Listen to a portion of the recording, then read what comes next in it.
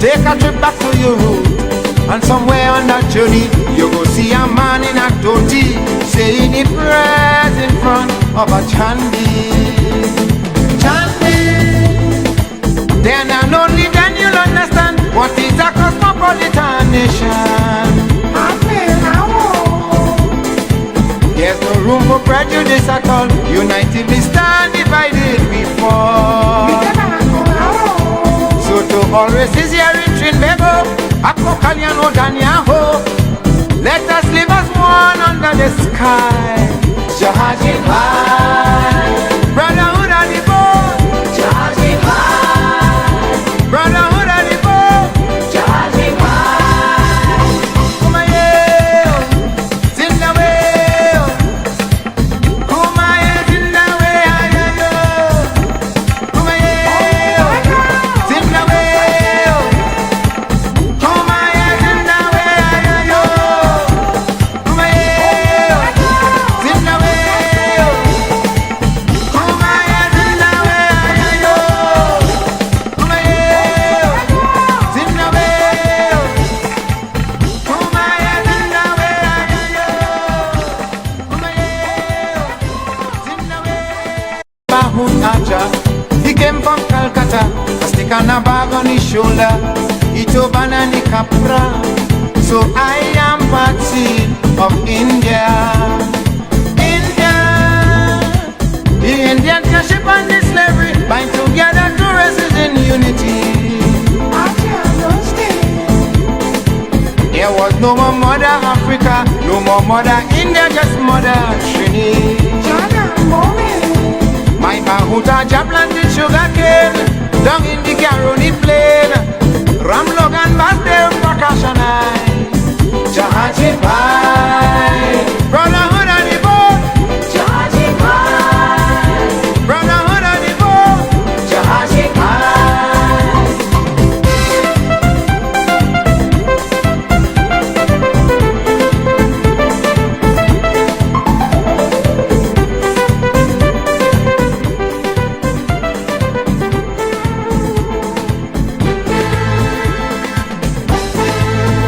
I would be a disgrace to Allah if I choose race without color. Mahmoud Aja had to make that journey for I to have zindagi.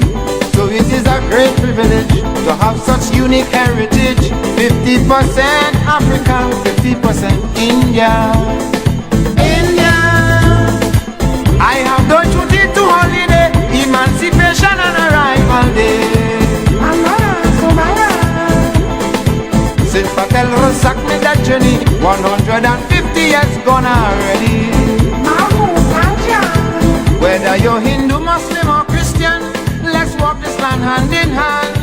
We could only prosper if we try. Jahaji Bhai, brotherhood and the boat. Jahaji Bhai, brotherhood and the boat. Jahaji Bhai, Kumaye, Zindawe, Kumaye, Zindawe, Ayayo, Kumaye, Zindawe, Kumaye, Zindawe, Ayayo, Kumaye, Zindawe,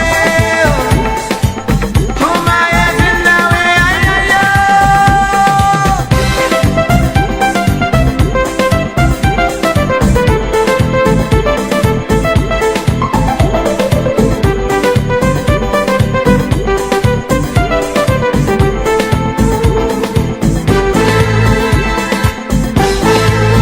For those who play in ignorance, talking about true African descendant, if you want to know the truth, take a trip back to your root, and somewhere on that journey you go see a man in a dhoti saying he prayers in front of a chandi. Then and only then you'll understand what is a cosmopolitan nation. There's no room for prejudice at all. United we stand, divided we fall. So to all races here in Trinbago, Apokaliano Danyaho, let us live as one under the sky. Jahaji Bhai, brotherhood and the boat. Jahaji Bhai,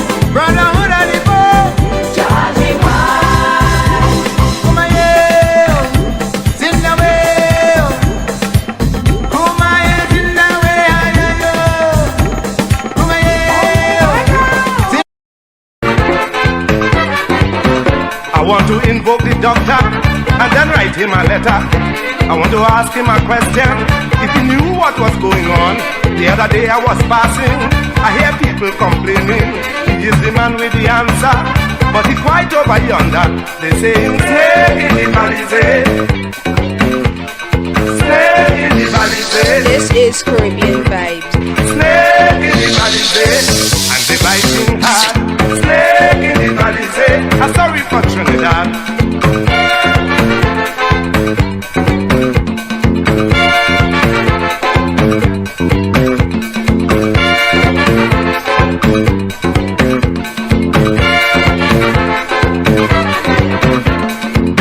In the country, man, they worse than Mappy feet. When they making the racket, they just dress up in nice jacket. Some big fat mackerel, drink out the oil in the oil well.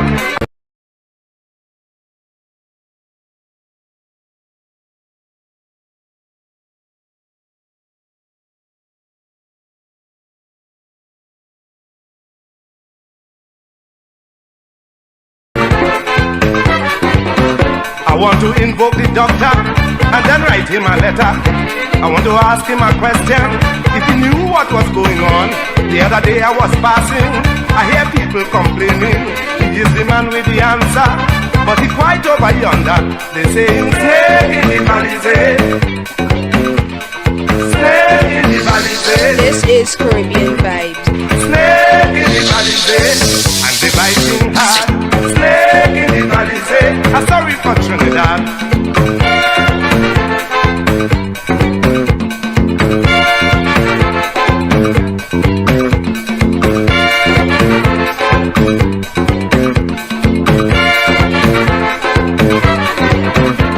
Big snakes in the country, man, they worse than Mappy feet.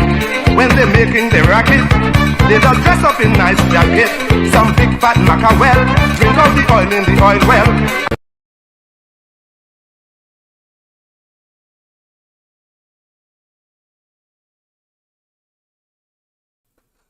Yes, indeed. A pleasant good night to all and sundry. This is, yes, the Monday edition of the Corridor Transformation. I know that the UNC has their Monday night forum, if you want to call it that. But of course, that being as it may, we have our own, of course, initiative. I try to tap into that particular forum as well, and we will start that again. I don't have, of course, all of the resources at my disposal at this point in time to do that, but certainly on a Monday, we will, of course, tap into the Monday night forum of the UNC. You see, I am satisfied that Kamala Persad-Bissessar and, of course, her team, when they speak, they are poignant, they are on target. They have never, of course, deviated from those facts. We have seen it in several ways. It has manifested itself and has, of course, been able to come to our consciousness and our realization in multifaceted way.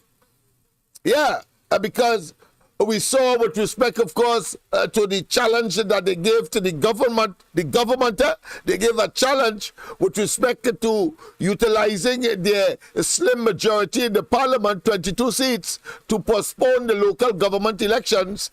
And when the Kamala Persad-Bissessar administration said, well, listen, I'm talking about a team in opposition, it said, listen, no, this is despicable, this is reprehensible, this is egregious, and therefore it offends our democracy. And so they went up to Privy Council, and the Privy Council told Rowley and they, in non-certain terms, not only to get how to get off, because they had, in fact, with their obiter dicta, not the ratio decidendi, you know, there are two, of course, outcomes or two observations or two decisions that the courts make. There is one called obiter dicta, where, of course, they make some observations that are relevant to the matter before them, and then you have the ratio decidendi, that is to say, the reason for their decision based on the specific matter that was brought before them for adjudication. Yeah. And in both instances, the PNM and Rowley's government was castigated. You see, I am saying so against the background that here it is. Like as Manning would say, the Rowley administration and Rowley himself is like a mongrel. It's like a potong. In Laventil, we call them a shithong. Every car they see, they running behind. Every van they see, they running behind. Every person that appeared to be strange to them, they run behind. And sometimes people who are familiar to them. And doing that over and over and expecting a different result. Well, I want to remind you, and I will invite you now to read Far from the Madding Crowd by Thomas Hardy. Let me repeat. I'm imploring you who are viewing, and of course, tell your friend, family, hater, enemy, to read Far from the Madding Crowd, the author of which is Thomas Hardy. And then you will see not much reading in terms of the chapter that I would like you to take note of. That is when Farmer Oak, one of the characters in that particular book, authored by Thomas Hardy, a fellow called Farmer Oak. He had, of course, a farm. Obviously, the name suggests that. But he was a sheep farmer. And he had 2 dogs, a senior one and a minor one. And of course, they were sheep dogs, so they know what to do in terms of corralling and in terms of taking care of the sheep to make sure that they do not, of course, go astray or they are devoid of endangering themselves. So on this particular day, I am referring here to how Rowley and they come across. I am saying it for a specific reason. So here it is. On this particular day, the younger of the 2 dogs decides to go on a frolic of its own. And instead of corralling in the usual way like an experienced dog will, there was a precipice nearby. And this dog directed all of the man's sheep, his whole flock of sheep,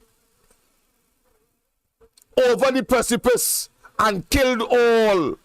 All died. And as usual, Farmer O came to look in the evening time to look after his flock. He saw none, but he saw the young dog hastily coming towards him, wagging his tail, indicating that he did a good job. He did a good job. Farmer Oak happened to have his shotgun on his shoulder. And when he looked at what the young dog did, sent all of his earnings, sent all of his investment, sent all of his life, hard work, over a precipice, all of the sheep. And the dog came wagging its tail, suggesting that it did a good job. Farmer Oak simply took his shotgun off his shoulder, cracked it back, and bow! And that was the end of that.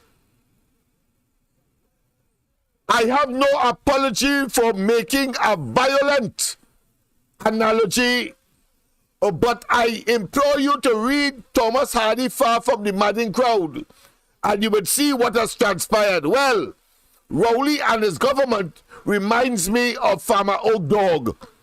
Reminds me of Farmer Oak Dog, doing us all kinds of evil, doing us all kinds of wickedness, and then they come in the social media, and with, of course, those who are prepared to listen and those who are prepared to promote that level of decadence, that level of incompetence, that level of maladministration, and coming our faces on a daily basis and telling us that how much money that they got for us, how much gas that they were able to secure, or how much investment they were able to secure, or how much projects that they would have engaged in. And in fact, of course, boasting that COVID provided them with the opportunity to save Trinidad and Tobago. And of course, that is why they neglected, of course, potholes on the roads. And of course, they will tell you that, of course, even though they said at one point in time that property tax is a dastard act, is an evil tax, and that they will not, of course, engage in the withdrawal of subsidies, and that things are going to be nice, even though they would have implemented those measures and reduced, of course, VAT from 15% to 12.5%, and all of that. And when we look at our circumstance, we see that in the treasury, 10 billion US dollars was reduced in 8 years to 6 billion. I say 4 billion. The Heritage and Stabilization Fund was attacked viciously. And they come and tell us that it has gone back to where it was when they came into office, as if we are buffoons like them. Because no matter what you say, no matter how high it would have gone, no matter how beyond what they met, it would have gone because of the investment and the automatic dividends and interest that the investment would have made with respect to the original sum that capitalized the fund in international markets. The fact of the matter is that which they took out will always be short. You know, I said that which they took out will always be short, and therefore the stabilization fund is, of course, what is there plus what they took out and have not returned. Let me go straight, of course, to the lines. Pleasant good night. Welcome to the corridor. Welcome to the corridor. Pleasant good night. A pleasant good night to you, Lennox Smith, and everybody on the line. Pleasant good night to you as well. Right. I want to make something clear to Trinidad and Tobago citizens. Friday, going in the Point Forted Hospital, it had another cyber attack. They ain't coming out and let the public know. But I know, because it had a patient who was inside there. When she realized what going on, she couldn't take the weight, she leave and she come out, and same time she gave me. Well, take care, where she was so good. They got another cyber attack in that hospital in Point Fortin. Now I hear Rowley and the finance minister talking about going cashless. If all you understand what these people intend to do, let me break it down to all in layman terms. When these people get away with this cashless society that they want to implement, people who not doing their bidding, the government could simply seize their account, seize their assets, freeze their money. So they're making this thing sounding like it good and they go help this and they go help that. That is not what that going on do. It's all about control. People don't even have money to buy basic needs. People already cashless. All they can say stop a simple cyber attack in a hospital. All they talking about cashless society. Man, who Keith Rowley, if you're listening to this program, watch out, go to hell, you and your whole government, you know. If anytime they had to make a jail according to Lennox Smith, I will voluntarily build a jail from start to finish. Doctor and listening. Yes, my friend. And of course, it's as if it is by serendipity, as if it is by divine intervention, as if it is by happenstance, as if it is by, of course, accidental, that here it is, having given you, of course, the analogy and the comparative and the juxtaposing of the book, Far from the Madding Crowd, the Madding Crowd by Thomas Hardy, and that incident with the farmer Oak and his dog. Here it is, we have a typical situation where they will not tell us anything, but one can take it to the ridiculous. One can say that when they talk about cashless society, they mean that they are making people more poor, and more poor means less cash. So you are cashless. That is what some people are saying. Because the Lord moves in mysterious ways, his wonders to perform. And who the gods wish to destroy, they first send them mad. So, of course, they are predicting what Trinidad and Tobago will come to if, of course, we leave them there to, of course, ferment their nastiness and their incompetence. So for those of you who just joined, but before that, let me say once again, a pleasant good night to all and sundry, east, west, north, south, central, in Trinidad, our friends in Tobago, and wherever you are, streaming on the World Wide Web. Welcome to the Corridor Transformation tonight, of course. And of course, I want to tell you that early, the numbers to call, 337-6940, 337-6940, WhatsApp only. And it doesn't matter, green verb, yellow verb, pink verb, it doesn't matter. Let us express ourselves. And then, of course, assist us with Christmas. Well, of course, 336-6594, 336-6594 is, of course, the number to call. My assistant is of course, on standby. You have a bottle of juice to spare. You have, of course, a tin of corned beef or several tins of baked beans, whatever it is. Call us and we will, of course, oblige to pick up if necessary, or if you have the little kakada, we will collect as well.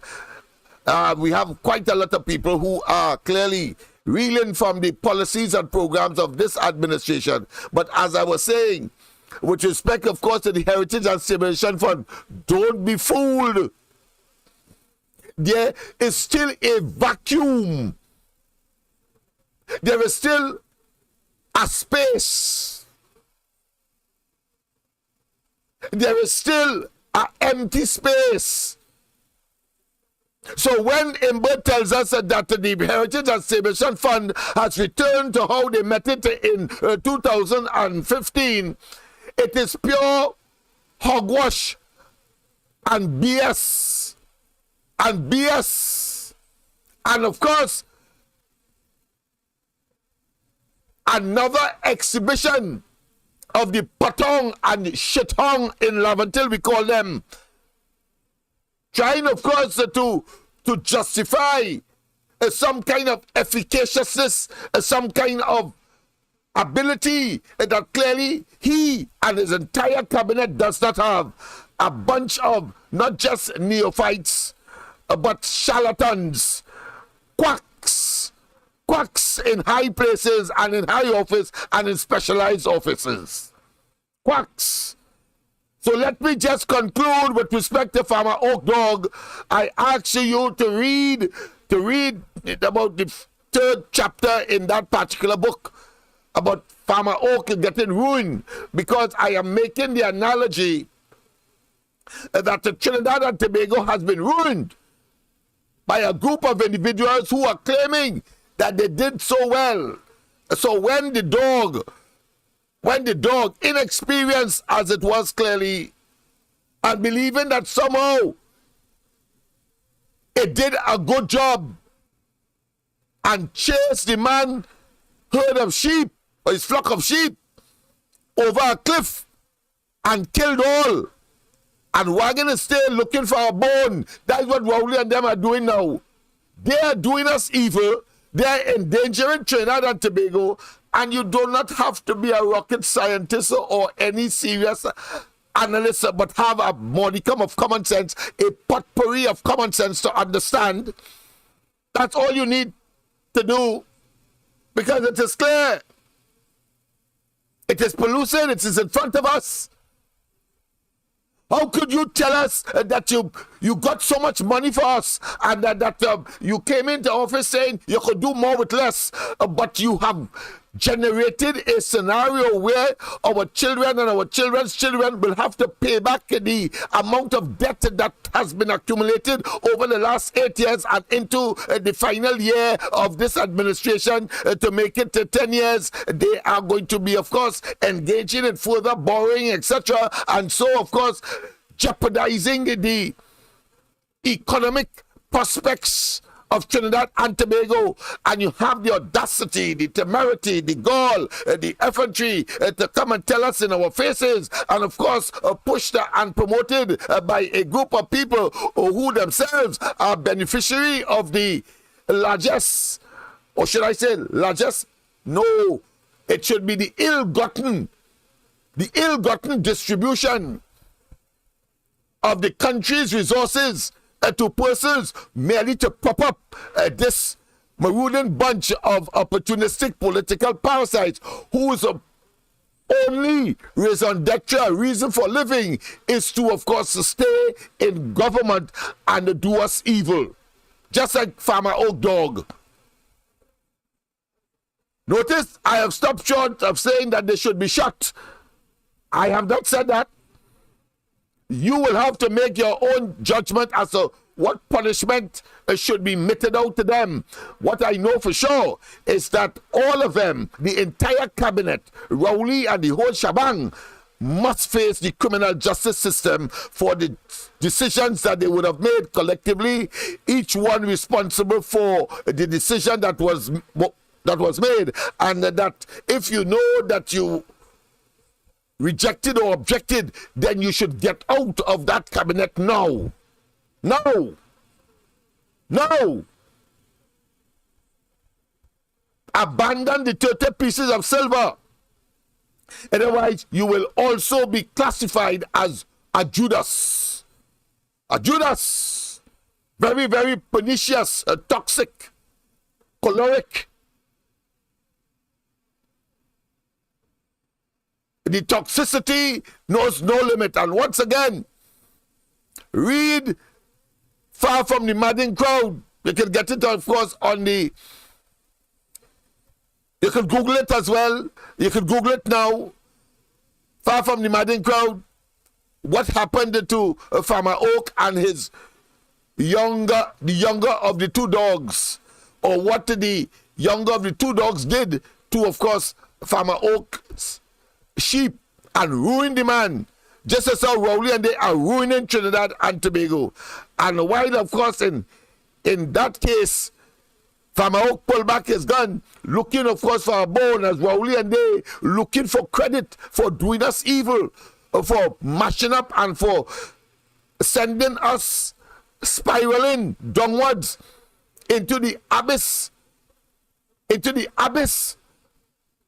of destruction, economically, socially.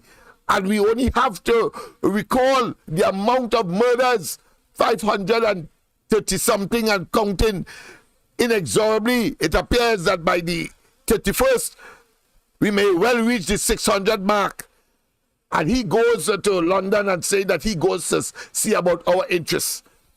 And we must not forget and ask the question, what Delcy Rodriguez brought on that plane that caused her to be here in person in a situation where our own citizens were kept out of the country.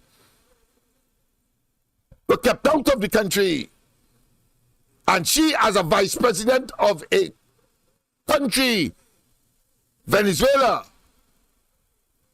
Why wasn't she met at the airport?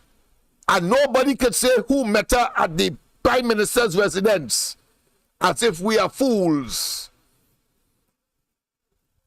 And why I'm saying so, just in case you weren't here last night, I have a response from the Permanent Secretary in the office of the Prime Minister that said that they don't know who met them at the airport, who received them at the diplomatic center, and wherever the meeting was held.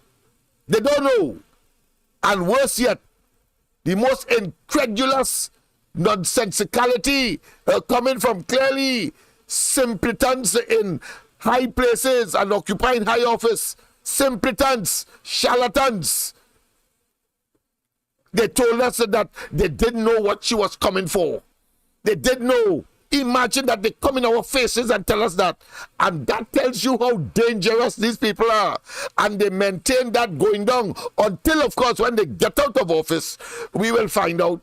It's commission of inquiries after commission of inquiries. And, of course, where the evidence is so pellucid, one expected that they will be in a single line, double line, but a procession directed, of course, to the royal jail. But before that, to the various courts in the country, criminal courts, for the evil that they have perpetrated on the people of Trinidad and Tobago. So Farmer Oak took out his shotgun and let that dog have it for ruining. And the dog believing, like Rowley and they, that they are saving Trinidad and Tobago. They come up with all those lyrics, cacophonous babblings, ambulatory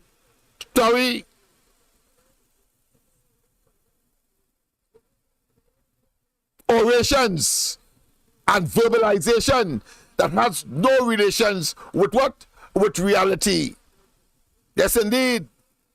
And so you will understand what we are up against. But I think it is appropriate to hear Rowley singing that there is snake in the balisé, and of course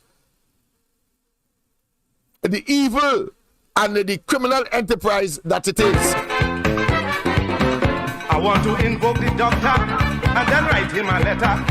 I want to ask him a question, if he knew what was going on. The other day I was passing, I hear people complaining. He is the man with the answer, but he's quite over yonder. They say, snake in the balisé. Snake in the balisé. This is Caribbean Vibes. Snake in the balisé.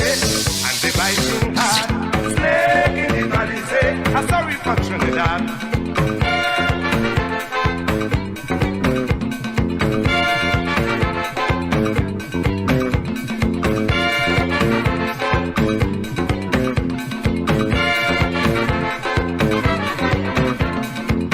In the country, man, they worse than Mapiti.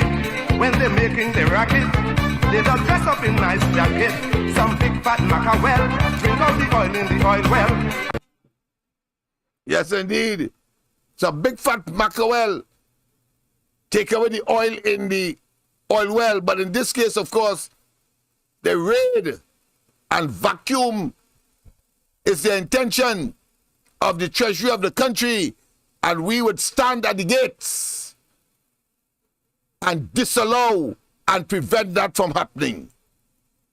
More trouble for Rowley as he and several of his ministers are expected to appear before a High Court judge next month as he considers whether to grant an injunction to former Police Commissioner Gary Griffith to prevent the publication of the controversial firearm user's license (FUL) audit report in Parliament.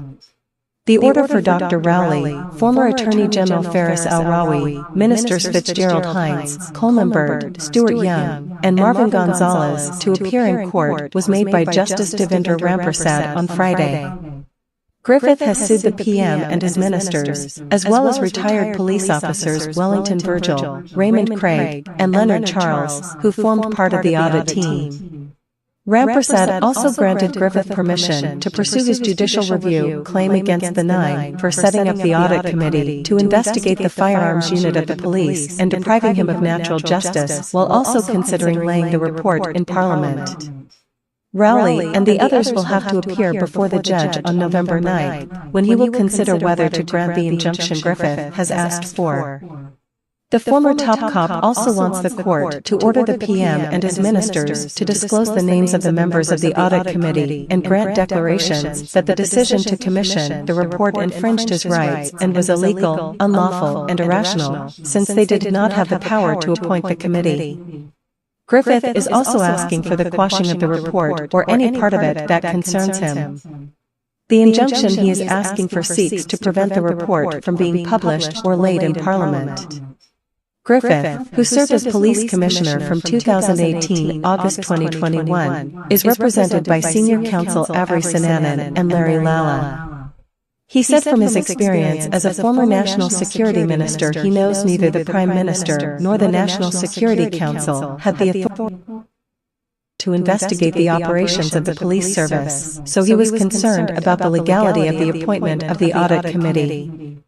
He also says he is concerned that the contents of the report and the process used by the committee were irretrievably tainted by bad faith and illegality because the Prime Minister has no power to appoint such a committee, and because of statements Dr. Rowley made after Griffith announced the launch of his political party and his decision to reapply to be top cop. Griffith also fears publication of the report or any part of it would expose him to public ridicule and, if laid in Parliament, would protect Rowley and the media by qualified or absolute privilege from defamation claims for damages. The former top cop contends he was the target of the audit because of the timing of the appointment of the audit team. In my respectful view, the committee being appointed in November 2021 and I having left office of cop in August 2021, the investigations of the committee were directly relevant to and necessarily involved the manner in which I would have exercised my discretion and discharged my functions under the Firearms Act during the time that I held the office of the cop. Griffith said from November 2021, when the committee was purportedly appointed, to July 2022, he heard nothing about the committee until the Prime Minister revealed he was the high-level government official who met with the ex-chairman of the Police Service Commission, PSC, Bliss C. Prasad, at President's House. That led to the August 2021 merit list for the post of cop being withdrawn. Griffith said the information the Prime Minister admitted to giving C. Prasad, which led to her not submitting the merit list to the President, was never revealed to him. He said it was only after he announced the formation of his National Transformation Alliance (NTA) party that the Prime Minister spoke of the audit report, saying it made for disturbing reading. At the same media conference, Rowley said the executive summary would be laid in Parliament, but everything else would be sent to the PSC. But Griffith said he was never presented with the report, nor did he have the privilege of seeing it, although it was leaked to the press, allegedly to tarnish his name. His lawsuit also mentioned statements Rowley made about Griffith at a political meeting after the contents of the purported report were reported in the press.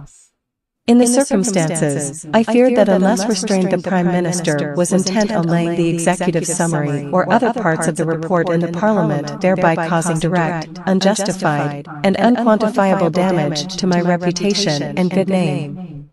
He also said he wrote to the new chairman of the PSC, retired Justice Judith Jones, and the Office of the Attorney General on making public the audit report without giving him an opportunity to see it and respond to it. The PSC, he said, assured him it would observe the principles of natural justice both on the contents of the report and the recruitment exercise for new top cop, while the AG's office gave the impression that the Prime Minister still had control over the report. Griffith said repeated requests for disclosure of the report have been refused. More trouble for Rowley as he and several of his ministers are expected to appear before a High Court judge next month as he considers whether to grant an injunction to former Police Commissioner Gary Griffith to prevent the publication of the controversial Firearm Users License (FUL) audit report in Parliament. The order for Dr. Rowley, former Attorney General Ferris L. Rowley, Ministers Fitzgerald Hines, Coleman Bird, Stuart Young, and Marvin Gonzalez to appear in court was made by Justice Devinder Rampersad on Friday. Griffith has sued the PM and his ministers, as well as retired police officers Wellington Virgil, Raymond Craig, and Leonard Charles, who formed part of the audit team. Yes, Mr. Gary Griffith, Captain Gary Griffith, former Commissioner of Police Gary Griffith. Gary, I don't know if it's at a bank, I don't know if it's at a bank truck or train, but Captain Gary Griffith, you go ahead, my brother. You're no stranger to the Go Report. Good morning to you, and of course, I'm sure the listenership is really, and the viewership is raring and waiting for their turn. I see that you have been making the wrong. Yes, indeed. That is the kind of vindictiveness, and I'm playing this in the context of the utilization of our resource to go behind Anand Ramlogan and Ramdeen. For what? To further waste our money? We have to find a way for Rowley and them to pay from their pockets. They already have, of course, enriched themselves suddenly, and only when and between 2015 and now. So we know how they get their ill-gotten gains. And they continue, of course, to put pressure on the state resources, on taxpayers. Whilst, of course, they continue to look for money through property tax and increase in electricity to execute those kinds of political vindictiveness and political assassination. That is what this is all about. It could be nothing else. The criminal matter was withdrawn by the DPP. You come in and bring civil matters, how you expect to succeed? Anybody with a modicum of common sense will know that, leave that alone, but not Rowley.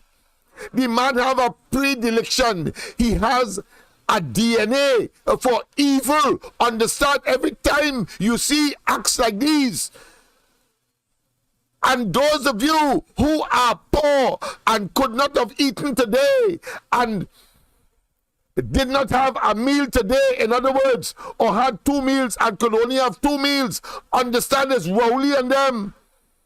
Because you cannot tell me that you're coming in our faces and telling us how much money you make, and it's a good thing that they were in office, and all kinds of hogwash.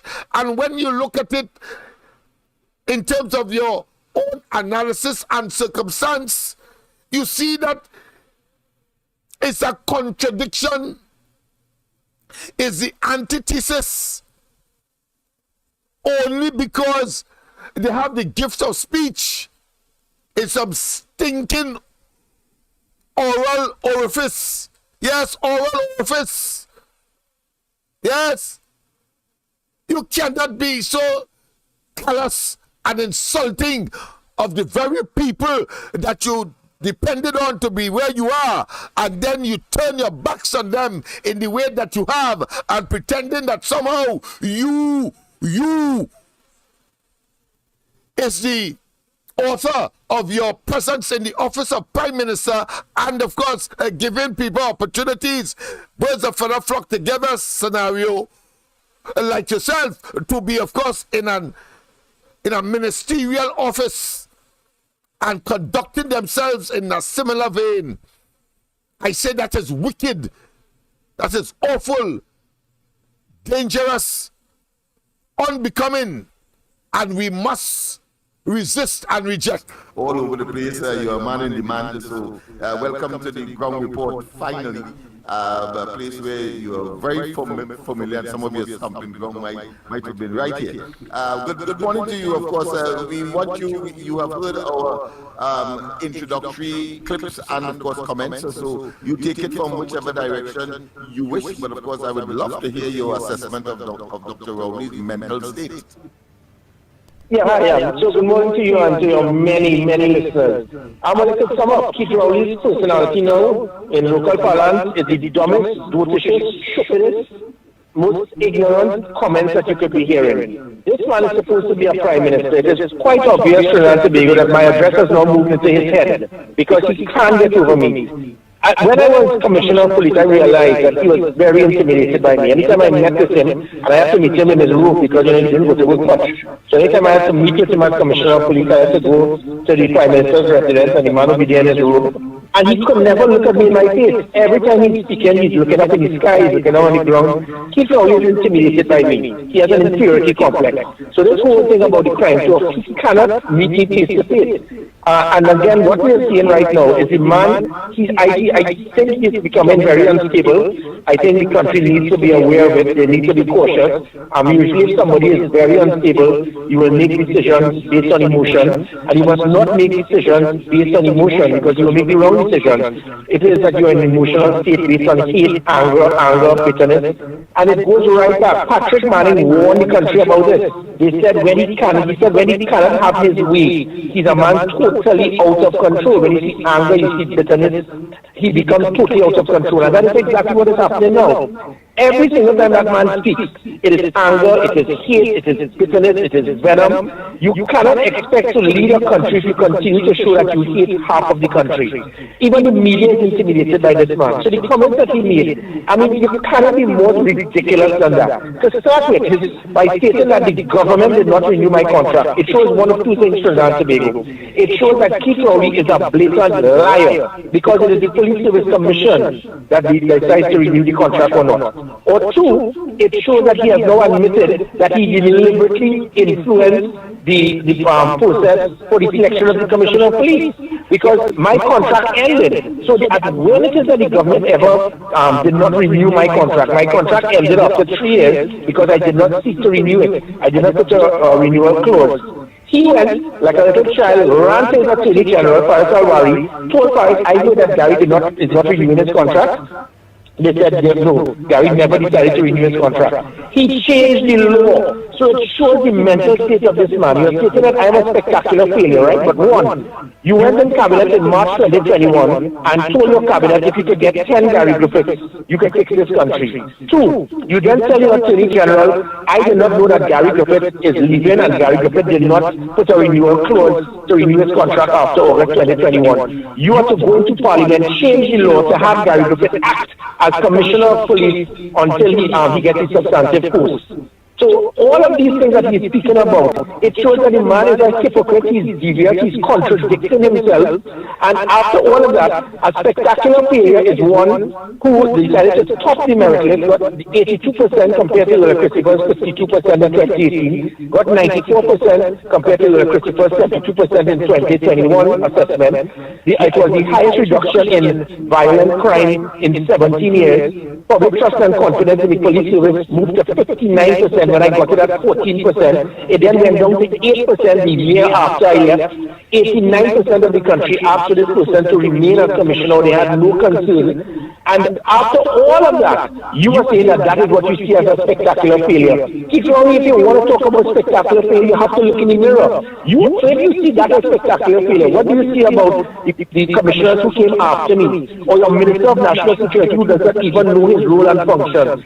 This man does not care about what is going on in this country. 456 of the 457 murders this year have been committed by, 457 murders this year have been by firearms. 456 of those 457 have been by illegal firearms. Yet this joker, this comedian, has the audacity to only speak about legal firearms. And let me clarify this comment that he continues to make about his hands are tied. He is a liar. The court said that you cannot go into Parliament to be able to make comments pertaining to that matter. Because Mr. Stanley John, right, as clueless as he is, decided to do a report without even speaking to me. There's something called natural justice. And you will think that a judge, right, whether it is that he's 95 to 100 years old, you will think as a judge you would have known that before you make any report on anyone, you may need to speak to them. He then decided to handpick free civilians and then make them investigators. It is only in a country with dictatorship that politicians can handpick civilians, call them investigators, have them write a report, use taxpayers' money of hundreds of millions of dollars to get them, and then they could then write the report that what you want because you have hired them, you handpick them, no tender, and then you decide to tell them what to write, and then the typical Keith Rowley PNN propaganda, smear the person's name, lie about them, but you know the one thing that Keith Rowley is smart about, he realized that if he goes to Parliament to read it out, it is the one place in the country that you can lie and not be sued. That is why he wants to go to Parliament. So Keith Rowley, don't come with your nonsense, don't come with your lies. If you want to speak about anything in those reports, if your name man come out in public and say, don't highlight the coward that you are. You've always been a coward, you cannot face me, you're intimidated by me, you know that I am going to be the pendulum, I am going to be the catalyst to shift the floating voters to remove you from office, and that is what he's paranoid about. So if he wants to speak about me, based on his fake report with lies and propaganda campaign, based on his character assassination plan, say outside of Parliament. Come out, you tell them come out. Go ahead, you tell them come out. If he talking the truth to the nation, come out, come and talk to Captain Gary Griffith. Go ahead, Gary Griffith. So to the PNN till it's dead.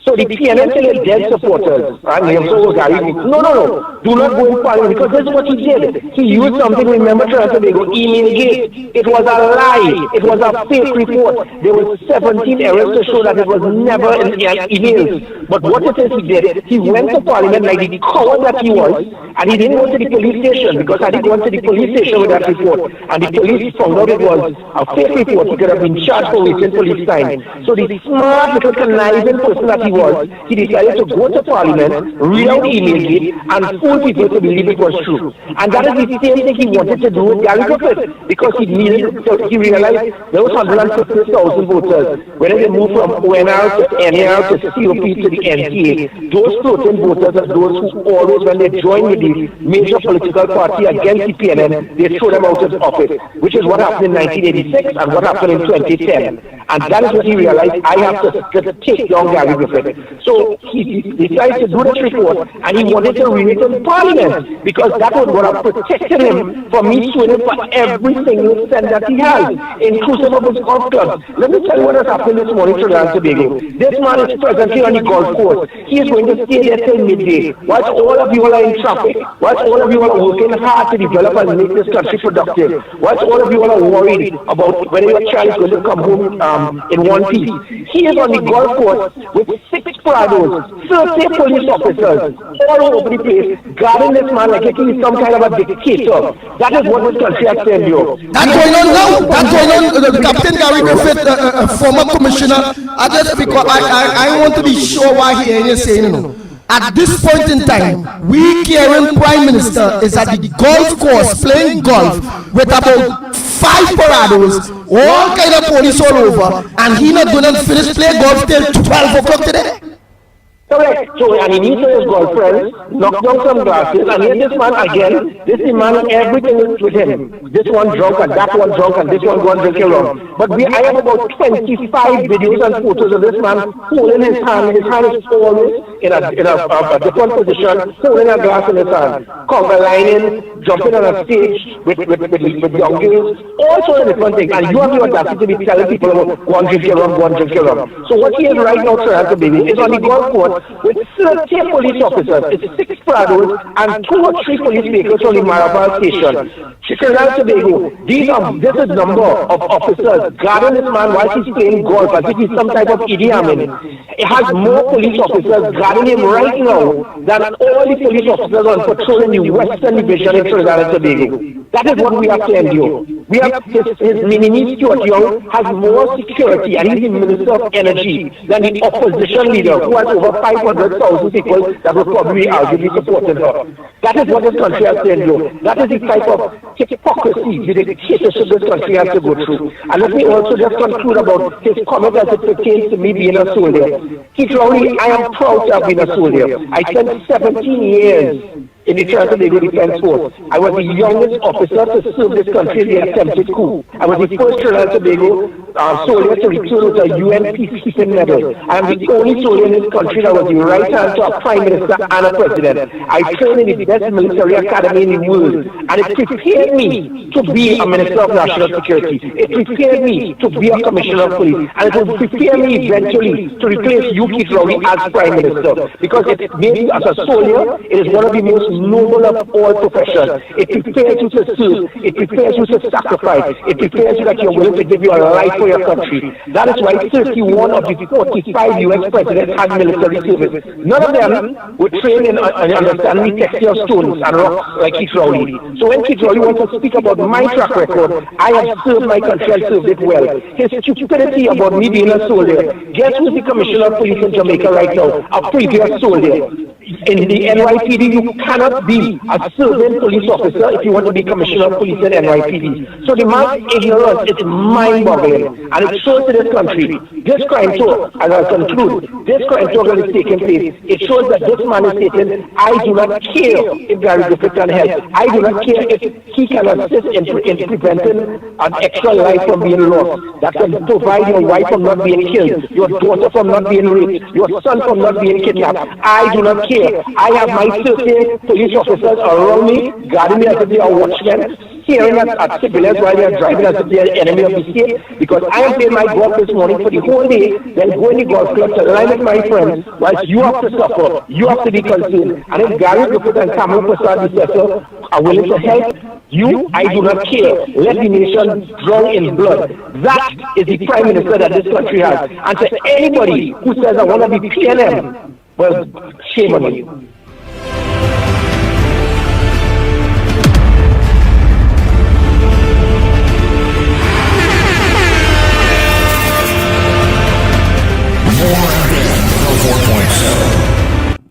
Yes, people, I thought it was important, of course, to give you a piece of reality. You see, I don't want you to say it's Lennox Smith alone. I don't want you to say that Lennox Smith is on the offensive and he has an agenda. I know that those sycophants and those apologists will, of course, draw that conclusion. But it is in the entire nation. When they search their conscience, but know that that is the reality. But I ain't finished there. That's just the tip of the iceberg. I tell you that them people and them, Rowley and his team, are like Farmer Oak Dog. Farmer Oak Dog. And in Laventil, we call them a shithong. And want to come and say that they are in government and that they can manage the affairs of the country and that they could do more with less and all kind of hogwash, and our debt to GDP ratio gone skyrocketed. Let me tell all you something. When Kamala Prasad Bissessor and the UNC took the decision between 2010 and 2015 to go it alone in terms of funding the OAS project, that highway to Point 14, it was an act of love. It was an act of patriotism. It was an act of understanding that if they took a loan, the largest project ever undertaken by any government since independence and since, of course, we had our first party-supported election in this country, 1956. It's the largest project, $7 billion. And in spite of the circumstance, and even though they didn't have the money up front and in cash, they took a decision when the taxes come in from the various quarters in the country, business, as well as, of course, when you pay your fees for your license, for example, renewal, etc. It is from that a fund called the Consolidated Fund, where all the money goes into. They decided to pay for that particular project, ultimately to the tune of $7 billion, when it would have come to an end if it was not for the intervention of these vipers, these hustlers, these naked and unadulterated indolence, lazy and nincompoops. Yeah, it would have finished already by 2016-17. They only have a small piece to do, and it take them more than almost 5 years. Small piece. And then use the excuse that the other part wasn't part of the arrangement where they, under which they got back the $1 billion, for which incidentally they have to pay back now, because of course the arbitration in London say that Rowley unfairly and illegally caused OAS to leave the country and abandon the project because it was orchestrated by Rowley and they. Of course, they come in the local courts. That has no bearing. It has no credence. It has no legitimacy. It has no locus standi. None. And he's so stupid continuously to make a false, fake, and figment of his pernicious imagination argument like a square peg in round hole talk. Always referring to the Finnic book. That, of course, is the Bible of how international contracts are executed between countries or between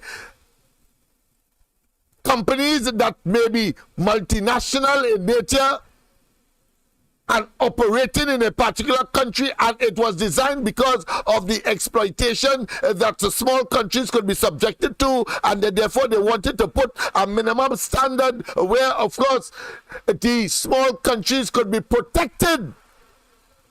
And as a consequence, so Rowley quoted from that, and a major part of that that Bible is that any dispute must be settled by arbitration. And the arbitration is in London. And you heard, of course, if you were listening, the man who was at the helm, who was responsible under the UNC and Kamala Prasad Misesa to execute the project, Dr. Carson Charles. You would have heard him. And don't get me vexed before I play him, you know. Don't get me vexed. I know the truth does offend and people just want to cuss, but of course it is also a reality that the truth is a stubborn thing and it will not go away. Don't matter how you try. It's only with Rowley claiming to speak the truth, but every time he speaks on the same subject, depending on the audience, it always has another version. Rowley truth always have another version. Coming from him, the man is a total madman, a lunatic, a clear and unadulterated sociopath of a serial nature. But as I said, it's not Gary Griffith alone, it's not Lennox Smith alone. Let's hear others. The Honorable Minister of Works and Transport said the Point 14 highway is the biggest stain and corruption in the history of Trinidad and Tobago. Even though this PNM government has paid $11 million for a commission of inquiry that has started. They ain't started, not even on your marks. They may even gone down, but $11 million gone. But the Honorable Minister of Works and Transport had the unmitigated gall to say that the Point 14 highway, which the contractor was selected by the PNM OAS before May 24th, and negotiations based on the Hansard of the Honorable Member for Diego Martin Northeast back in 2016 would show that negotiations with the contractor that begun in January and it completed in a week. Somebody else will deal with that. I don't have time to deal with that. However, I must address the Honorable Minister of Works and Transport, the biggest corruption. And his Honorable Prime Minister used a very vile term. He said it was a rape of the country. I mean, that's a Prime Minister. I don't even know what he would, why he likes to use that word or what he knows about that word. But He's Let me a ask person the of Honourable pedophile, Minister that's of why Works you and know. Transport if he ever heard of something called the Brian Lara Stadium. That was budgeted at $175 million and ended up at 1.3 billion. That was the entire complex was budgeted at $850 million under the PNM to include a cricket stadium, 3 AstroTurf, a 50-meter pool, gym, cafeteria, hotel, and now the stadium alone, the average cost per seat is 130,000 US per seat. Every citizen that go there to watch a CPL match should look under their seat and see if they got a diamond ring from that PNM. And they're talking about corruption. What about we still looking for the horse and them in Carney Racing Complex? Where the horse and them? I want to put a bet. You talking about the greatest corruption? Carney Racing Complex, over $200 million. When a million was a million, if you equate that to nowadays, like $1.6 billion. And not a horse run, a horse even canter. Bridgman's NGC Atlantic train won $233 million when everybody tell you don't spend no money. And you talking about corruption? Scarborough Hospital, the financial complex, fake oil. Just so a man say, listen, I was producing 200 barrels a day, now I gone up to 12,000 barrels a day. Woo, they come and boast in the parliament. Well, if that was true with the fake oil, then their former senatorial colleague and Rowley's best friend should have been the Prime Minister, the Honorable Prime Minister's best friend, should have been given all the land acreage in Trinidad to drill for oil since he was so good. Why did it? If it was not fake, if it was high performance, I believe in merit. If a man and his company and his technology is so good to increase the production on an oil field by 600, 800%, I say game all, because the people will benefit. And in the United National Congress, we are here about the people benefiting, not recusal, not ministers renting out buildings, not friends and family and financiers getting 55 million because a building not fit for purpose and then blaming the DPP. Project Pride, $400 million. Where the Pride? The river ain't move. It was to move a river to put an airport. They had no airport, the river ain't bend, and the 400 million disappeared. But they're talking about corruption. PNM really. Senator, you have 5 more minutes. Never keep about I can't talk about PNM corruption in 5 minutes. BWIA, Lock Joint, Monto, Tesoro, Mosquito Crack, Skinner Park, 131 million to move a FIFA football field down to a small sweat. Napa, Sapa, Shaw Park Complex, Rapid out of port. I nearly get asthma with that. Rapid Rail, that Honorable Minister of Finance was the Minister of Works and Transport during that period, when somehow the Honorable Prime Minister and member for San Fernando East, Patrick Mervyn Augustus Manning, was put on a plane, a Bombardier jet, and just so the Express found out where he went, how they fly, what he ate, and so on. And then there was something called Trini Train that was below Bombardier, but the Prime Minister went on a Bombardier jet, and boom, Trini Train Consortium came up to win. Do you know that Trini Train Consortium, part thereof, was paid $481 million for feasibility study to say, boy, what the train, if it go move, what speed it should move, where it should pass, how it will go, should it go up or should it go down? $481 million. And this PNM government has the audacity to talk about corruption. What about the 4 vessels that they purchased when the Minister of Finance was then Minister of Works and Transport that never sail a day? And they spend $65 million to try and fix it. They all tie up there and 4 of them sink, one holding up the next 3. And then Iowa want to buy it. You win a tender and they say nothing for you, Iowa. That is the PNM. Central Block. They finish a beautiful building. I must say the building is beautiful. Around the Savannah, the administrative complex for people who manage the healthcare system. Now you can't get a Panadol. You can't get your oncology drugs. You can't get dialysis. You're sleeping in the hallway. When rain falls in the hospital, orderly taking nurse on the back and pushing wheelchair. But PNM built a beautiful building. Now it has no parking, but it's sweet, it's lovely. But when you look past it, you look about 600 meters so and you look up, you see a shell.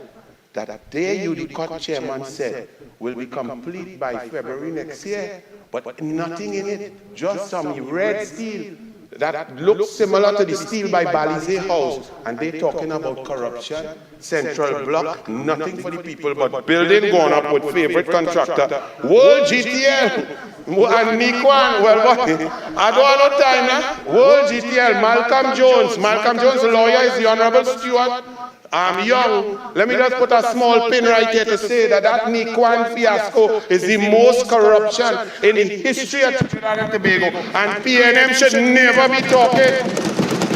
And it now embroils one of the greatest banks in the history of the Caribbean. It now involves Republic Bank because 100 and somehow Nikwan, however you want to pronounce it, was able to get $120 million US loan on assets that were questionable. The people of Trinidad and Tobago are now holding the PNM bag because ministerial gas went to it. The assets were sold to Nikwan for $10 million US cash and $25 million in preference shares. Well, we prefer not to have the shares because the shares are worth nothing. That is PNM, and them have the audacity to come and talk about corruption with a road that exists, that a road that people could drive on, that people could move and reach. That is PNM.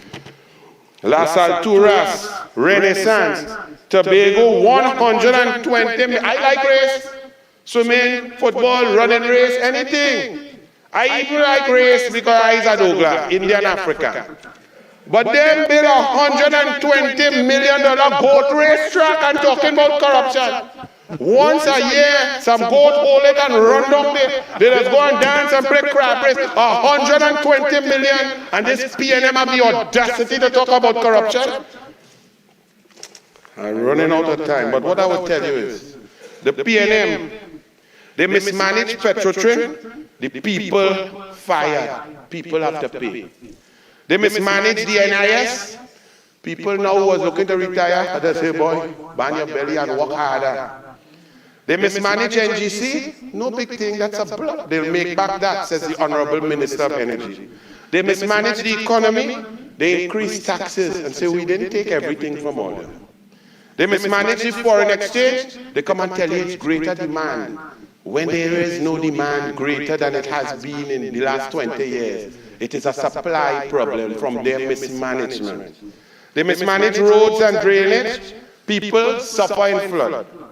They mismanage roads and drainage, people in gridlock, people cast stick in sinkhole. PNM changed the word pothole to sinkhole. PNM created a new level and category of pothole. They mismanage the government and people pay by negative impact of crime. They even mismanage wardrobe and a prime minister to be in Canada in a tracksuit. Thank you, Mr. President. Well, people, of course, and it ain't done yet. He's correct. The list of iniquities, the list of corruption, he talked yet about over 500 times. Members of the cabinet itself, including Rowley, recused themselves because of conflict of interest. And Al-Rari's family, handsomely by the millions, getting for rental contracts by the government. A short young brother change a simple financial institution into one that is now an investment bank, a merchant bank. Rowley himself and his friend, of course, in Tobago, provided him with, of course, handsome contracts. Yeah? And claiming it's his friend, and that is all right because he is doing it. That son of a gun. Son of a gun. And that is why he's the most hated man in this country. It's a major political issue because everybody in this country, including the UNC and the said former commissioner, could tell you the biggest problem in the country is crime, crime, crime. We are having difficulty in finding out from customs that these dangerous items that were permitted and come through the customs, how much was imported, Who imported it? That is what is deserving of fellas. It's a major political issue because everybody in this country, including the UNC and the said former commissioner, could tell you the biggest problem in the country is crime, crime, crime. We are having difficulty in finding out from customs that these dangerous items that were permitted and come through the customs, how much was imported? Who imported it? One more time.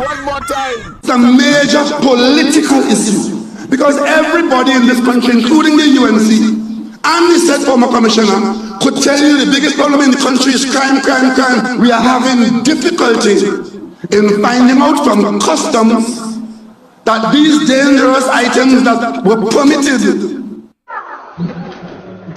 and come through the customs, how much was imported? Who imported it?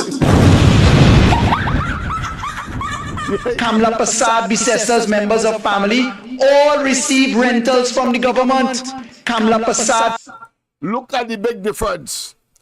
And when the truth would come out of that particular lie that Al-Rawi told in the parliament again, just as Rowley and that fake pieces are emails, just as how the fake oil could be attributed to him, and a serious lockup, blue lights and the silver bracelets.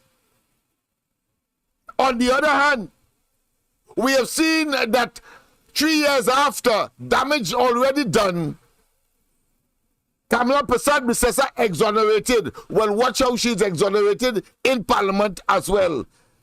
You have to be real. This has nothing to do with texture of hair, color of skin, people.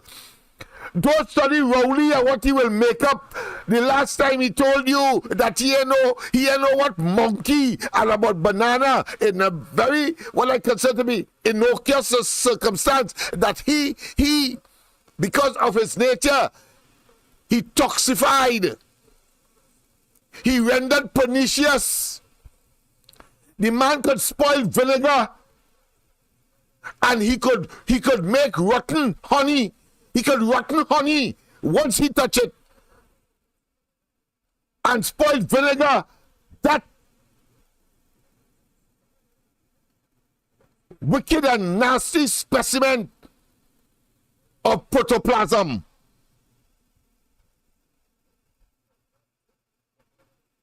Best did it make a cake. Before that, horrendous piece of evil. And all here in the parliament and in the PNM and in the cabinet, still gravitating and adhering. All right, go ahead. Listen again. And this is on top of the fact that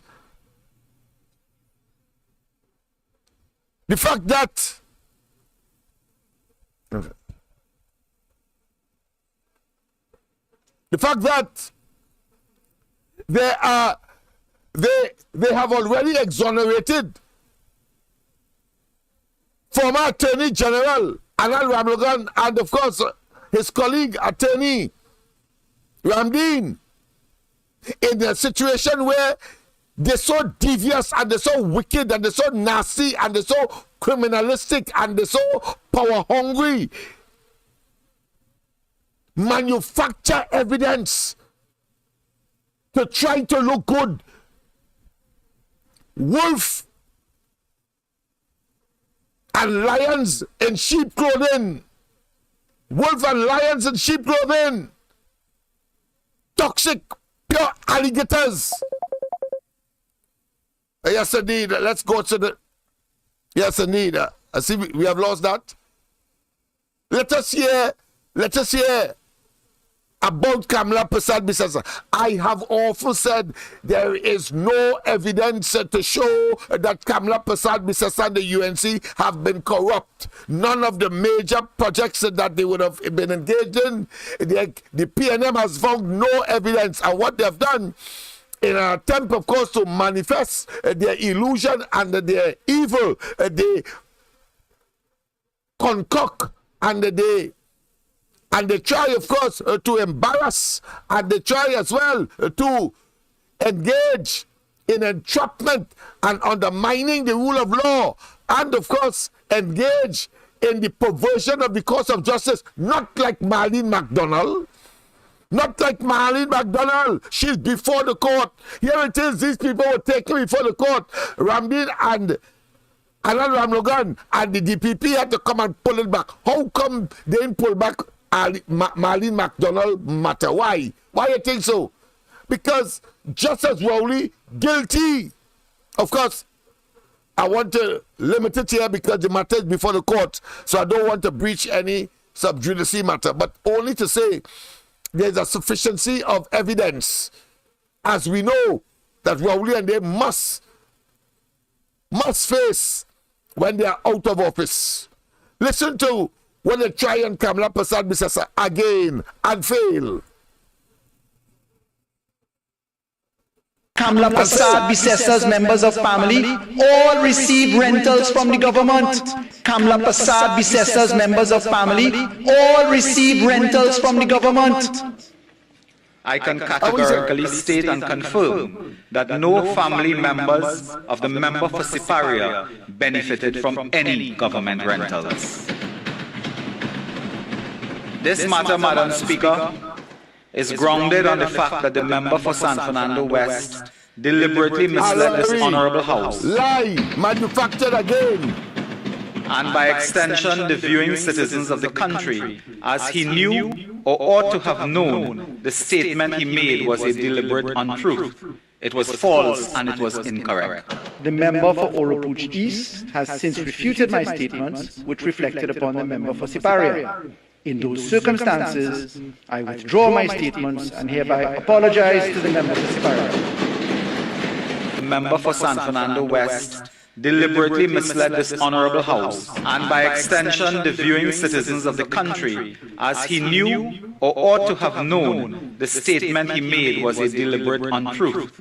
It was false and it was incorrect.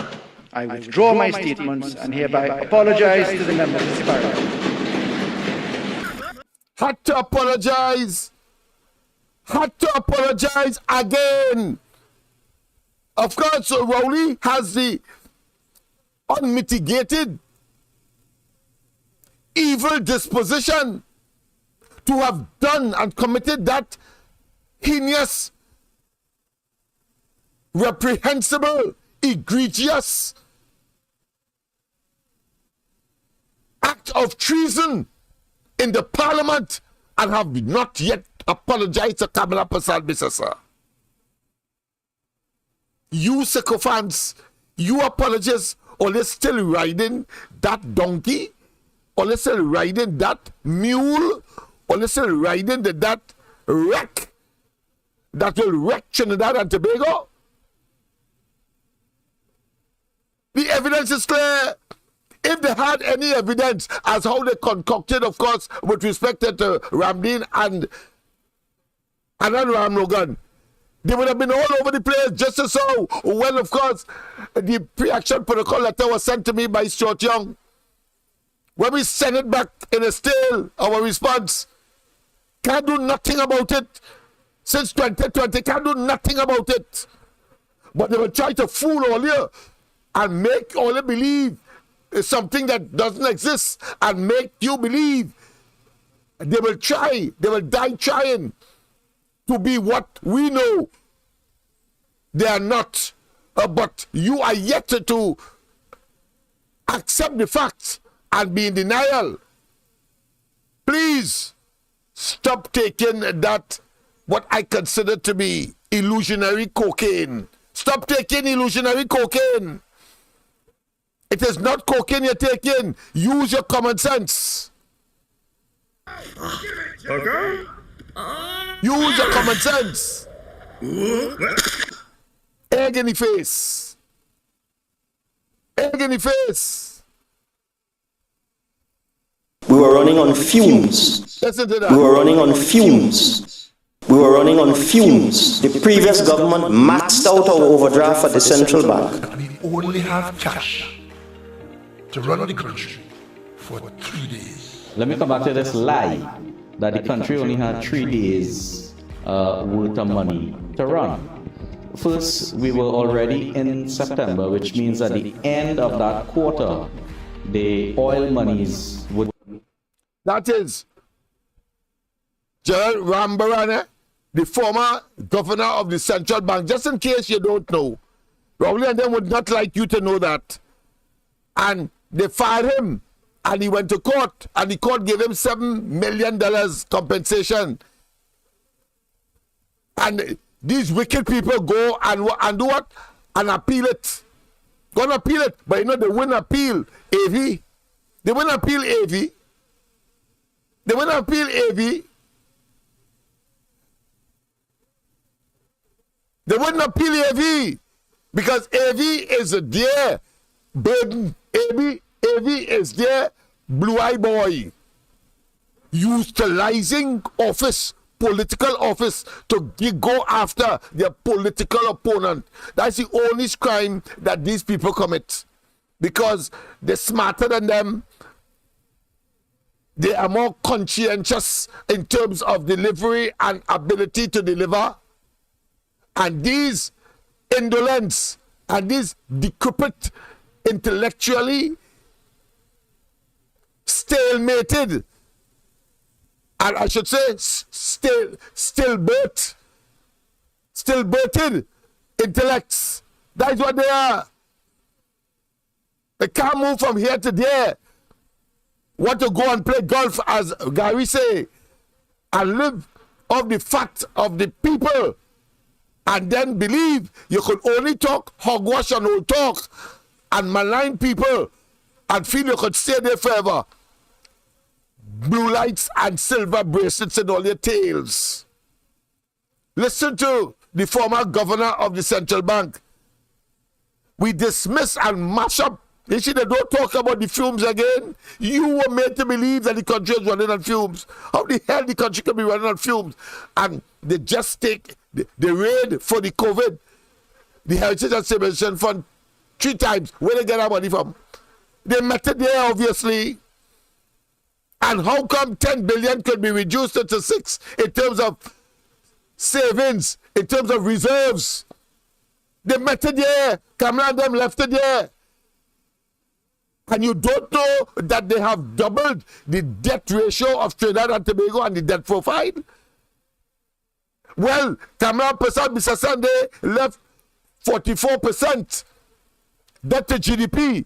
But today, it's almost 100%. Under that fella who say that he could do more with less. That fella who say that he would not, of course, interfere with a property tax. That is the fella who say that he will not engage in the withdrawal of subsidies.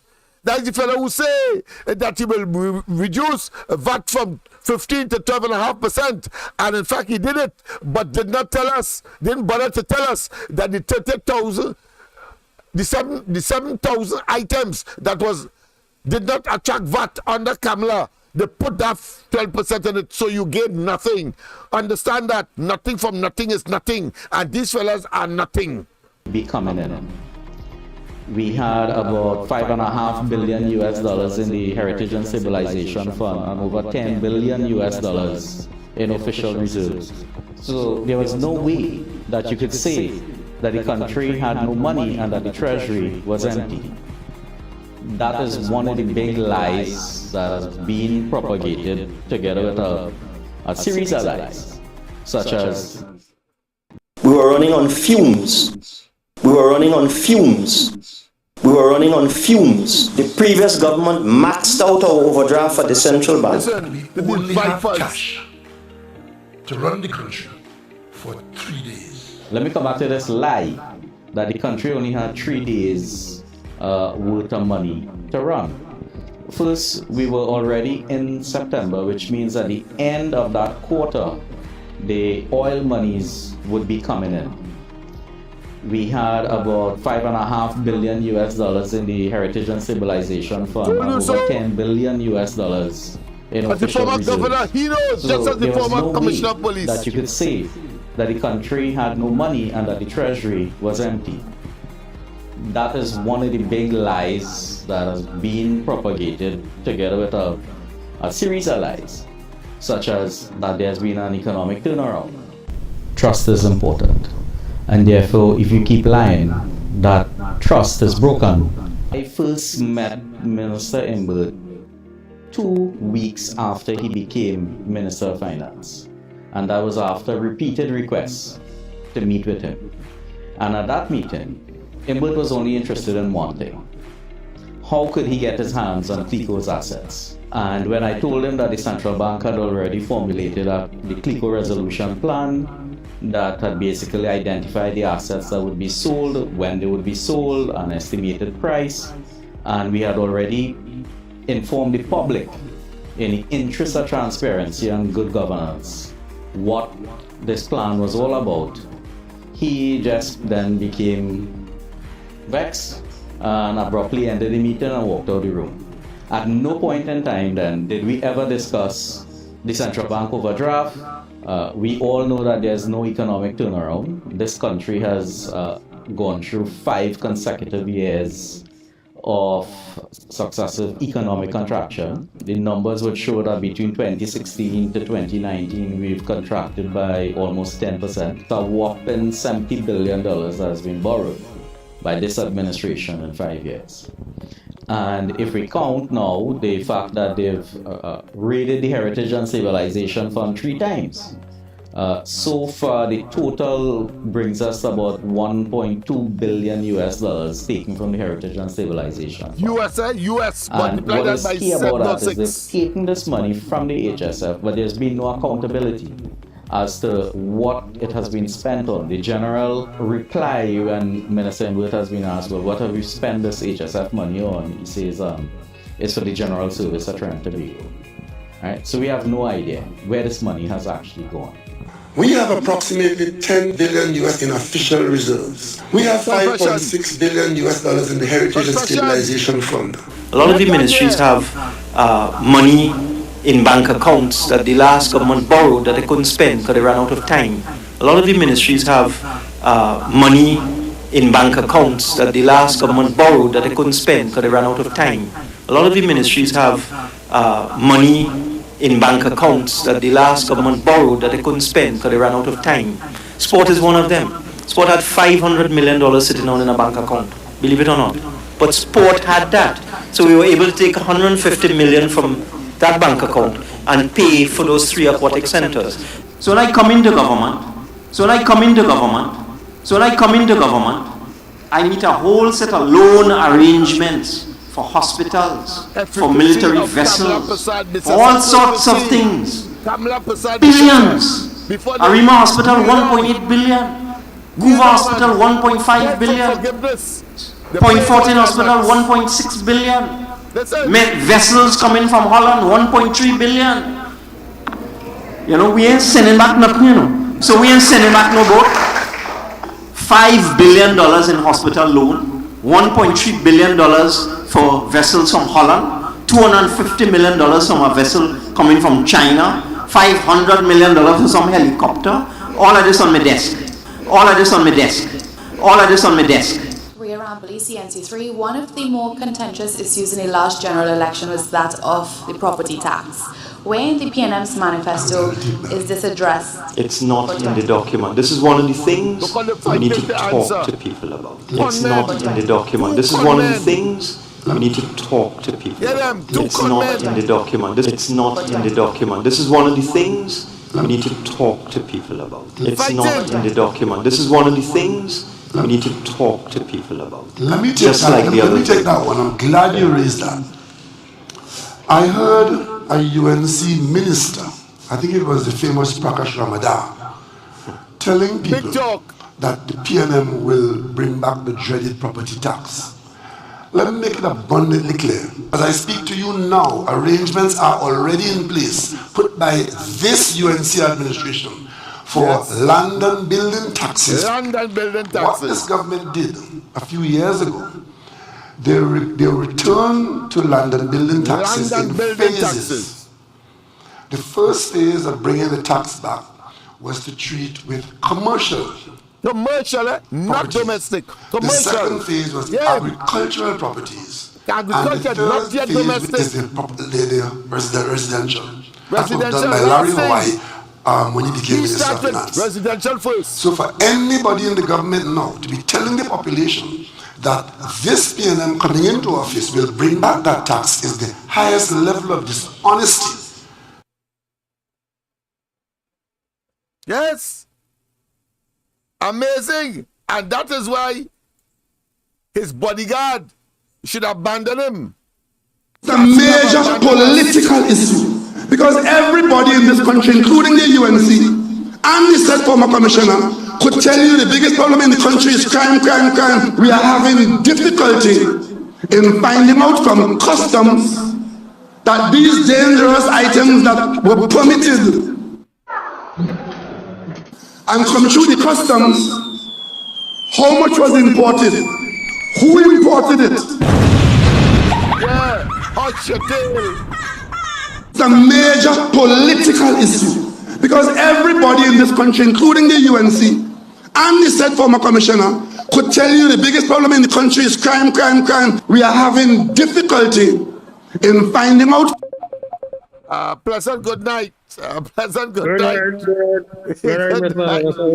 Yes, good night. Having some fun here. What the Prime Minister say? Anybody say telling people like the highest thing what? What you say the highest level of dishonesty? Yeah, highest level of dishonesty.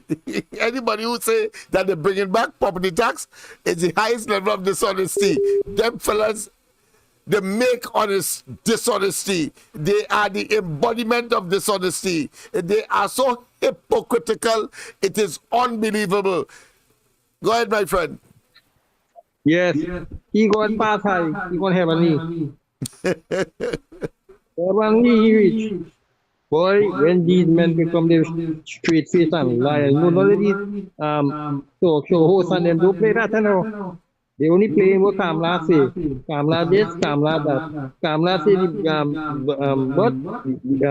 what go run in the street. Yeah, they take one thing out of context and say, this man coming and preaching and saying, police property tax. He was supposed, the UNC was implementing it over commercial agriculture and then the people of this country residential. He do the opposite. He hates the people so much, he decided to pass it on to we first and then the other two options, agriculture and commercial. Who's sitting down and taking all the money right now? Residential first, the man choose. Residential, you know, as opposed to Kamala. That is why he demands to go on a TV station and say, you gotta make the rich get richer.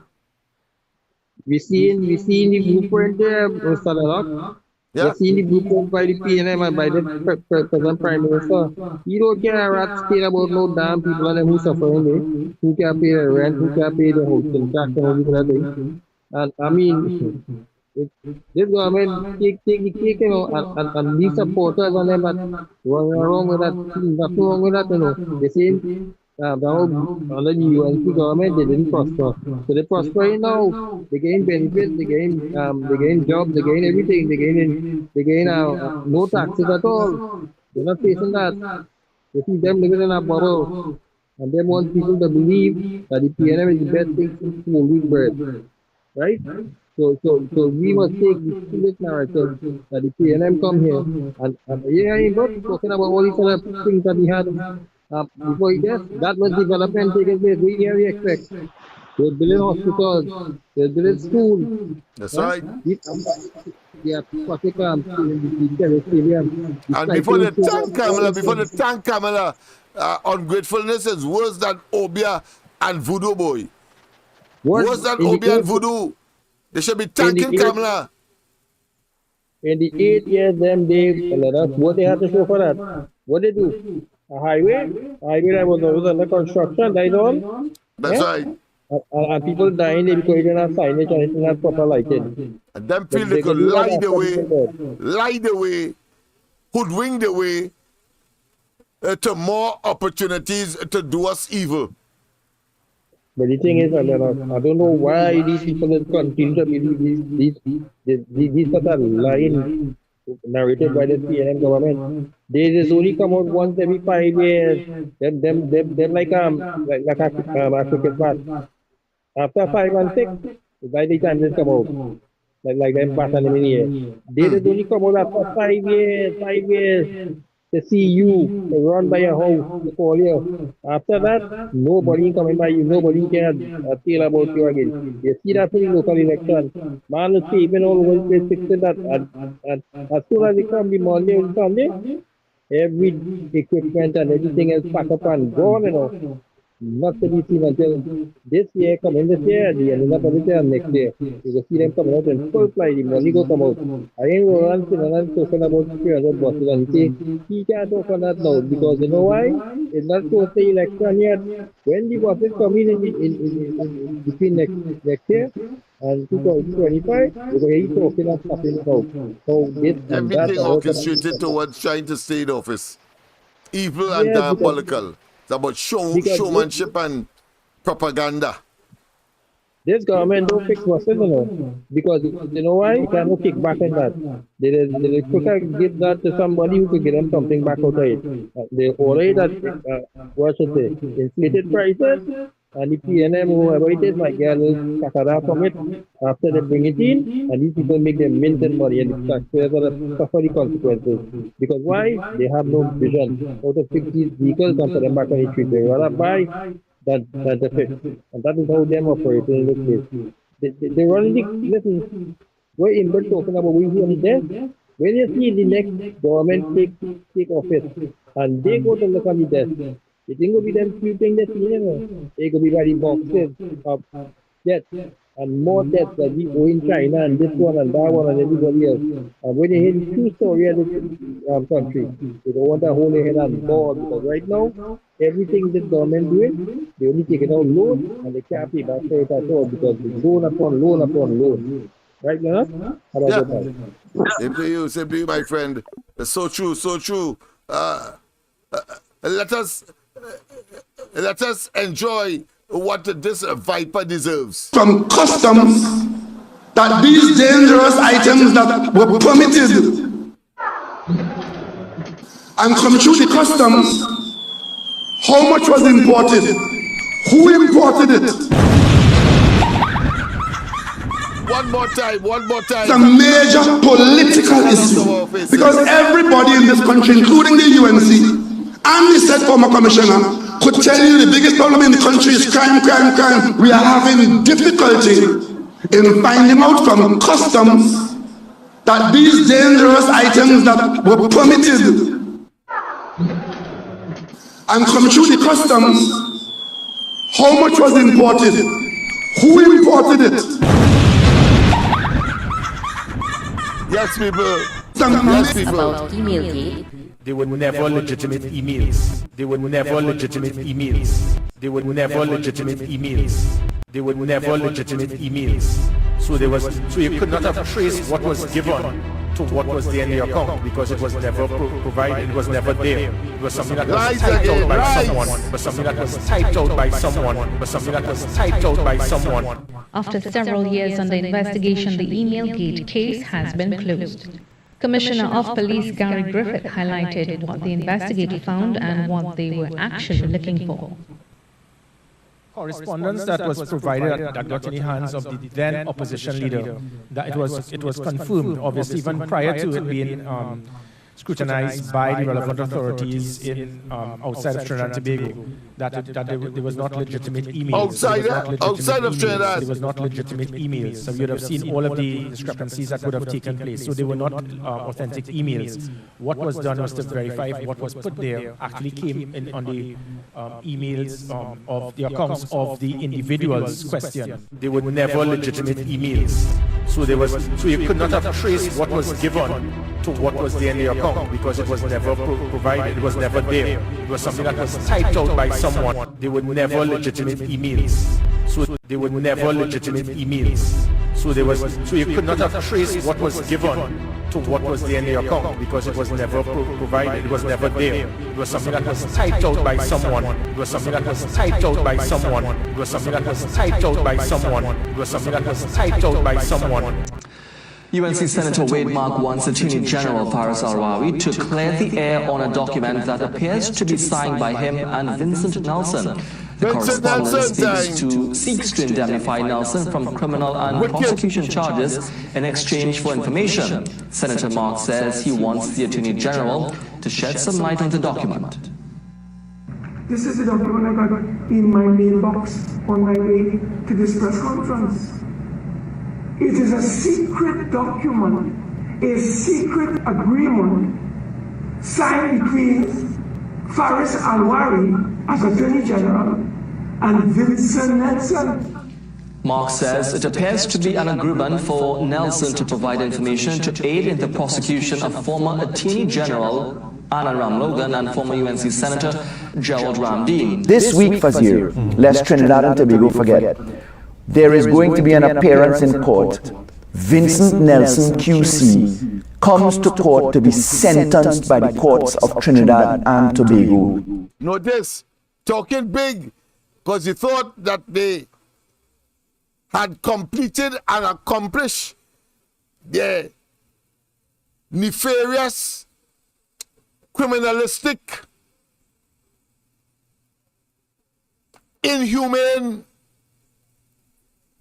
offensive of the criminal law and conspiracy to pervert the course of the criminal justice system.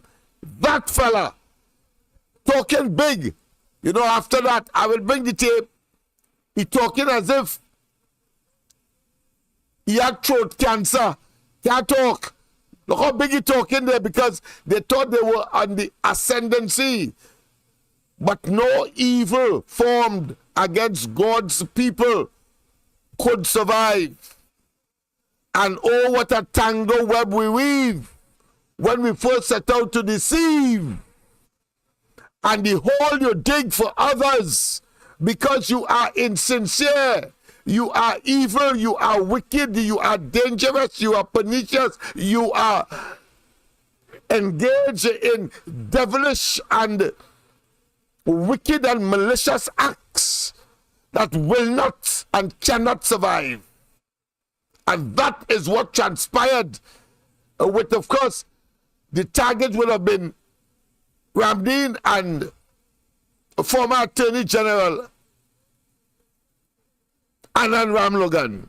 For his admissions in those courts as to certain matters which affect certain other people in this country. Right. That's going to be an historic, first-in-time event in the country that is Trinidad and Tobago. Did the Prime Minister and members of the Cabinet authorize Faris to promise Mr. Nelson that his Attorney General will recommend to the DPP that no criminal proceedings be brought against Nelson? The Attorney General has no power to tell the DPP or recommend to the DPP not to institute criminal proceedings against Nelson or anyone. That power and jurisdiction is that of the DPP and the DPP alone, pursuant to Section 90 of our Republican Constitution. Any such recommendation by the AG will amount to misbehavior in public office and the perverting of the course of justice. The AG offering Mr. Nelson mouth-watering and luscious promises in exchange for a witness statement.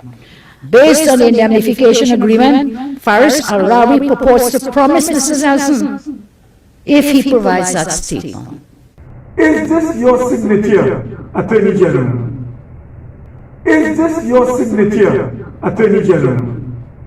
Why is Kamala Prasad Bissessa at Queen's Council today?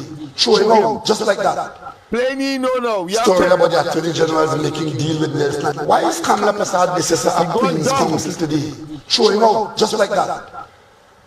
Story about the Attorney General making deal with Nelson. The AG offering Mr. Nelson mouth-watering and luscious promises in exchange for a witness statement. After receiving a statement from Nelson, the AG settled the matter with Mr. Nelson and agreed to pay him $10.23 million TT. So he gets the statement. He agrees to pay this money to Mr. Nelson. After receiving the statement from Nelson, the AG settled the matter with Mr. Nelson and agreed to pay him $10.23 TT million. $10.23 million TT dollars. The DPP was told that the former AG recommended to him, on diverse occasions in 2018, that he should not prosecute Nelson. The DPP was told that the former AG telling Trinidad and Tobago had no realistic option but to comply. The letter maintains that these were used to coerce and or induce Mr. Nelson into making the statement and extract information concerning Ramdean and Ramlogan. Without these assurances, Mr. Nelson would never have provided the notarized statement or the confidential information. It alleged that the TT government would not cede to the UK's National Crime Agency, NCA, unless he gave statements implicating Ramlogan and Ramdean. You know who Nelson is? Nelson is a British Queen's Counsel. Yeah, you understand. No ordinary person, a British Queen's Counsel, who in the hands of his lawyers turns state witness to extricate facts and figures, date and time, telling Trinidad and Tobago, cooperating with us, so the police could put in handcuff members of the cabinet of Kamala Prasad Bissessa. Nothing to do with that matter has ever come before the cabinet of Trinidad and Tobago. Nothing. Well, let me tell you all something. There's a lot that we in the government know that we are not talking about, because they want us to talk about it because that will become their defense. They're looking for a defense to say against the publicity or political. The course of criminal justice. You ever heard of a fellow called Parmesan? Listen to him. You remember when Malik killed somebody in Christina Gardens? Here in your set of fellas? The woman is dead. The police know that the woman was dead. They had a group of people as suspects, but to get them charged and convicted, the state made a deal with Parmesan, one of the killers, one of the buriers. Remember that story? Parmesan came to court as a state witness, gave his testimony, and what happened there? All of them were convicted. Minister, have you spoken to, listen, to the Prime Minister? You have a frog in the throat now. I have. Yes, I have. Yes, I have. Yes, I have. Why is Kamala Prasad Bissessa at Queen's Counsel today, showing out just like that? When the news bust, story about the Attorney General making deal with Nelson, and she want to know and she want to know. But let me tell you all something. There's a lot that we in the government know that we are not talking about. They're looking for a defense to say publicity or political. What the opposition leader is doing there in inserting herself, they are attempting to tamper with the witnesses. And the opposition leader is making statements to cast doubt on the prosecution of people who have questions to answer in white-collar crime situations. You know who Nelson is? Email gate when he talking. Nelson is a British Queen's Counsel. Email gate. No ordinary person. A British Queen's Counsel, who in the hands of his lawyers turns state witness to extricate facts and figures, date and time, just like the email, telling Trinidad and Tobago, cooperating with us, so the police could put in handcuff members of the cabinet of Kamala Prasad Bissessa, so the police could put in handcuff members of the cabinet of Kamala Prasad Bissessa, so the police could put in handcuff members of the cabinet of Kamala Prasad Bissessa. Nothing to do with that matter has ever come before the cabinet of Trinidad and Tobago. Nothing to do with that matter has ever come before the cabinet of Trinidad and Tobago. Nothing to do with that matter has ever come before the cabinet of Trinidad and Tobago. Nothing to do with that matter has ever come before the cabinet of Trinidad and Tobago. Nothing. You know who Nelson is? Nelson is a British Queen's Counsel. No ordinary person, a British Queen's Counsel, who in the hands of his lawyers turns state witness. Let's go straight to the line. God, Lennox, this man can lie straight to his boy. It's ridiculous. The man forget the $10 million inducement that he gave to the man. The man in he was up and down the country saying what the case is all about and who go get convicted and so on to extricate evidence, cooperated with us. But the man go on and say that nothing come before the cabinet, you know why? That man is dangerous, boy. $10 million come there because we hate it. We own it. That the man was given an inducement. He didn't go and give witness report there, so he needed some money too. So they gave him an inducement, $10 million for it. In a criminal matter. Yeah, he passed the money under the table. Right, and that was the DPP throughout the case. But I want them to keep on appealing the matter, you know, because if they go before the Privy Council with hundreds of millions of dollars, they got to pay Ram, you know. Well, as it stands now, that bogus case that they bring again, boy, I wish I was them, boy. They're getting filthy rich. The unfortunate thing is our money. But of course, Ramdeen already said he will donate it to the poor. Yes, and he already know that is already that cut and dry thing. But right? I know that too. Not only them know it too, but they will engage in that to give the impression and to give some kind of indication that they have something, hoping that they will call elections, and after the election, just as what he did to Roger, after the election, we go help you out. Don't dig that there's plenty papers.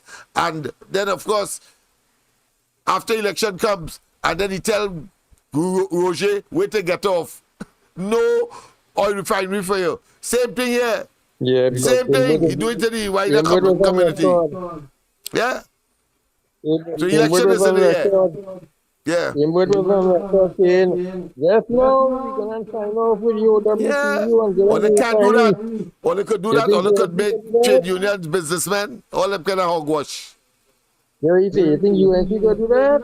Never, you could do that. They could do that. Then you have PNM government to do that. And cut all of them throat. And leave them straight out and dead. That's right. All of them mount down in the foot now. They can't say nothing. Yeah, the amount of economic casualties came out of that is a burning shame. These fellas have a special place in hell for them. If I game boy, but worse boy, the thing is going to be the taxpayers have to pay for all of negligence and wickedness by this government. They have to pay the hundreds and billions of dollars. And because of that, you can't get basic goods and services from this government at all because of that. Because when the money comes from the treasury, it's going to pay these debts. And you, as a citizen looking for services of the government, you get nothing. I will not rest. I will not rest, and I will only be satisfied when the entire cabinet is taken before the criminal justice system in this country to account for what they have done to the people. That's the only time I will rest. And I wish in that case all that all of them had a few out of their pocket instead of the taxpayers of this country. Because the taxpayers is being used by the government like if they're playing monopoly with their money, right? It's being used and they squander the money and the people can't get the assistance that they need from the state, right? Yes.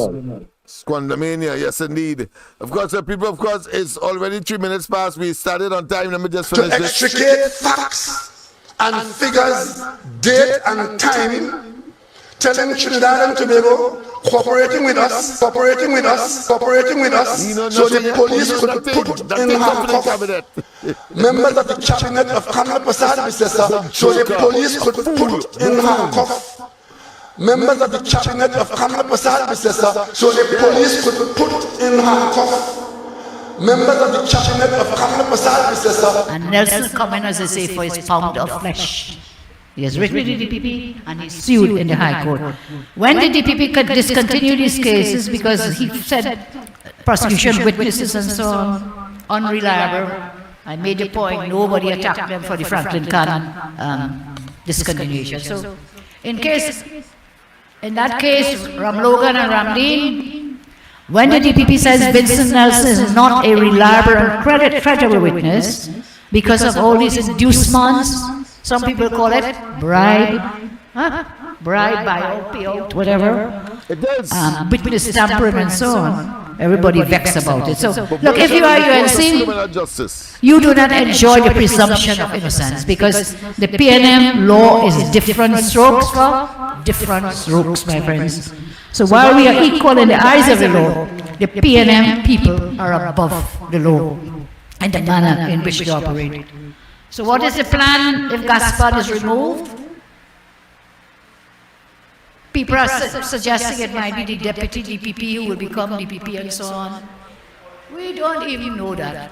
What we do know, it will be a puppet DPP that they want to put in place. And so I call on the Commissioner of Police to investigate these serious allegations of witness tampering, misconduct in public office. Boy, if he was a UNC man, all know they're searching the man's house, you know. All know when you're under your bed, in your laptop, in your cell phone, they want everything. Investigate these allegations of that indemnity agreement. A copy signed, you could get it. I had placed it in the public domain years ago. People didn't take it on then. But with each passing day, this is a serious indictment against Faris Time longer than twine, my dear. PNM, believe me. So, Madam Christopher, God will help you when you help yourself. So please investigate these serious allegations now. They want a dictatorship state, you're not going to get it. I call on Madam Christopher as well to investigate that $100 million Balji house. Where is that money coming from?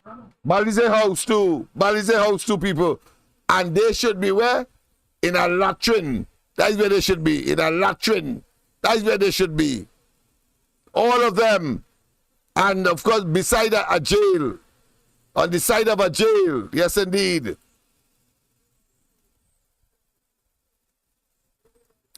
Yes. So people, we have come to the end of tonight's. Light of my people.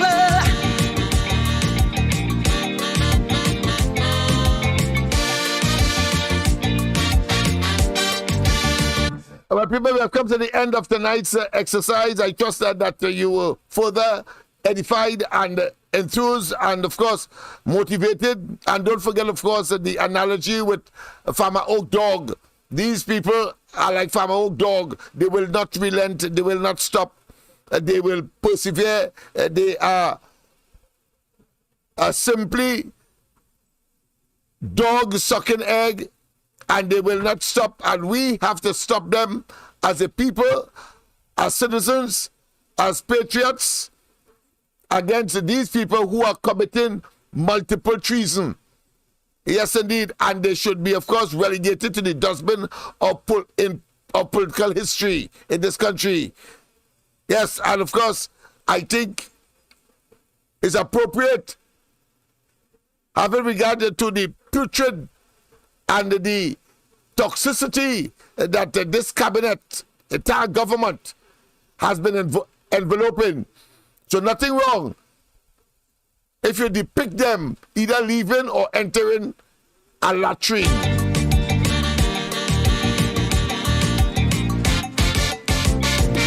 Too much of one thing, good for nothing. Too much of good thing, never enough.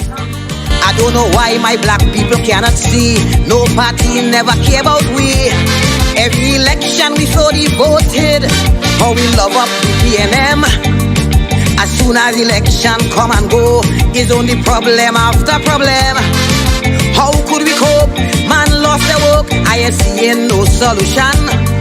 Every time PNM come in power, it takes a toll on black man. I don't want to sound like a racist, but this is what I can see. They just take care of the race. Cause they damn well know they have we. I want to ring me bell, wake up Eric Williams, tell him the party found him PNM. People don't forget, of course, tomorrow the ground report, Andy, Mikey, and myself, as we continue, of course, with these and other matters of a national nature. I trust that the lies that is idiosyncratic and typical of this administration, you would have the power, the will, and the spiritual force to see and to dispel. And when the time comes in 2025 maximum, you would know what to do. Get rid of the PNM. It's a criminal enterprise. Needed immediate attention. Ring me bell. Wake up Mother Cornhawk. Tell she to cast a spell on we party, cause it's not what it used to be. I ring my bell, ring my bell. I ring my bell down there.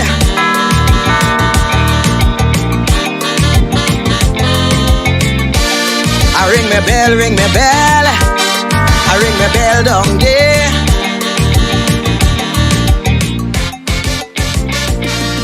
This thing is becoming out of hand. This time this damn nonsense stop.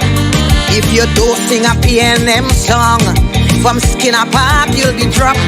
Calypsonian could have sing what they want. We were the spokesman for the people. Eric Duffy, Chambers Duncy. When Kamala drunk how she like to pee. Calypsonian no, that's no way to go. Too much happening in we country. All this killing spree, young woman bodies, but only about PNM you could sing. All them songs playing on the radio, all you singing we Kamala do. But when PNM do a wrong thing, I hear in a word from you. I want to ring me bell, wake up Mother Castle. Every Monday she preach on WAC radio and is the biggest critic of Calypso. Ring me bell for Patsy and Joni. I want them two cultural lovers to know not only PNM song is Calypso. I ring my bell, ring my bell. I ring my bell down there.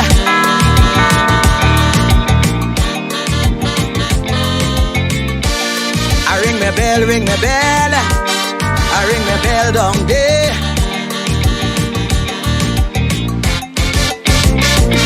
Crime will never stop in this country once black people belly empty.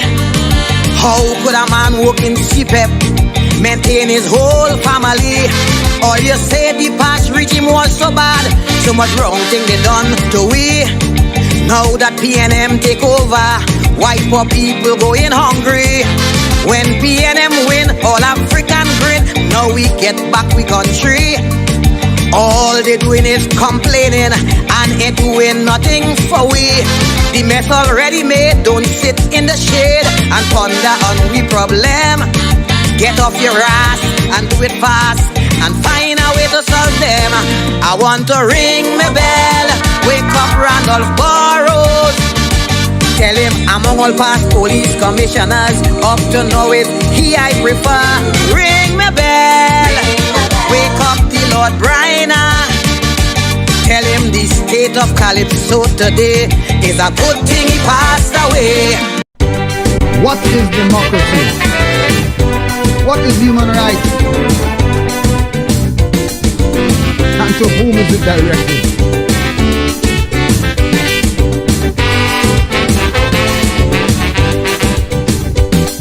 Suspend the Constitution, lawlessness out of hand.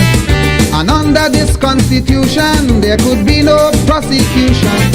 It looks like this Constitution is not for the law-abiding man.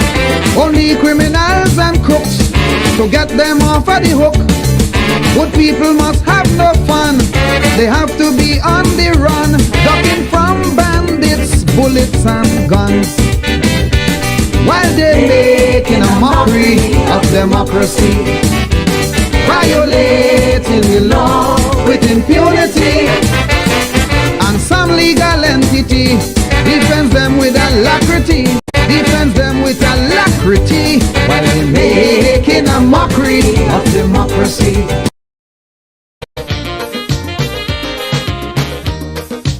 Your vote will decide our destiny. Your vote will decide what you want to be. Your vote can foretell our country's fate. Move and use it well before it's too late. If it is that who you're voting, fail beyond a doubt. When you're voting, vote them out. Vote them out. If it is they prove it to be only full amount. When you're voting, vote them out. Vote them out. If it is the time is now that change should come about. Just as how you vote them in, vote them out. Register and vote them out. If they don't see, vote them out. Stain your finger and vote them out. Show them no mercy, vote them out. Vote them out with total scorn and utter disdain. Let's put our country together again. Put them out of power, dominate their reign.